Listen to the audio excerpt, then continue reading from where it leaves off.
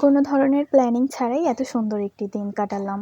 আসসালামু আলাইকুম এভরিওয়ান, কী অবস্থা সবার?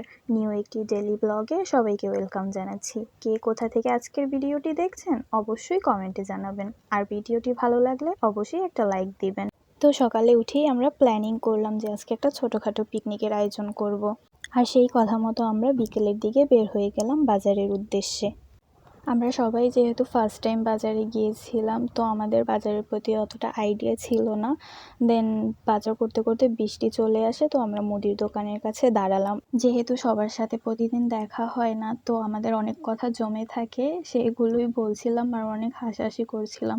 ও আরেকটি কথা, এই ভিডিওটি কিন্তু প্রায় 6 মাস আগের একটি ভিডিও, যেটা শেয়ার করব কি না ভাবতে ভাবতে আজকে তোমাদের সাথে শেয়ার করেই ফেললাম। তো এরপরে কিছুটা বৃষ্টি থামলেই আমরা কেকের দোকানে চলে যাই একটা সুন্দর কেক নিয়ে আসার জন্য।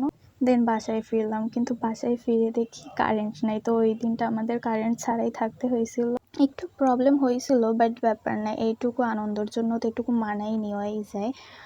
তারপর আমরা নাস্তা করলাম নুডলস, ফ্রেঞ্চ ফ্রাই, কিন্তু এখানে খাওয়ার থেকেও না মজাটা বেশি ছিল। সবাই একসাথে খাচ্ছিলাম, অনেক গল্প আর কি, অনেক দিনের কথা জমা ছিল, সেইগুলো আমরা সবাই বলছিলাম। তো কাড়াকাড়ি হচ্ছিল আবার খাবার নিয়ে, এটা বেশ মজার ছিল। তো জাম্বুরা নিয়ে দেখো ওই যে একজন তো নিয়েই গেল সবগুলো। দেন আমরা আমাদের ওই ভাইরাল ডিমের রেসিপিটি করছিলাম, কারণ এটা ছিল আমাদের শো স্টপার আর কি। পিকনিকের মূল উদ্দেশ্যই ছিল এই ডিমের ভাইরাল রেসিপিটি করা, কারণ ফেসবুকে এত দেখছিলাম তখন যে না খেয়ে পারছিলামই না। তো তারপর আমরা সবাই মিলে এটা মাখালাম।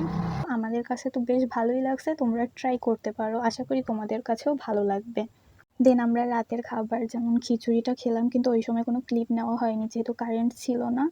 তো তারপরে আমরা সবাই কেকটা কাটলাম।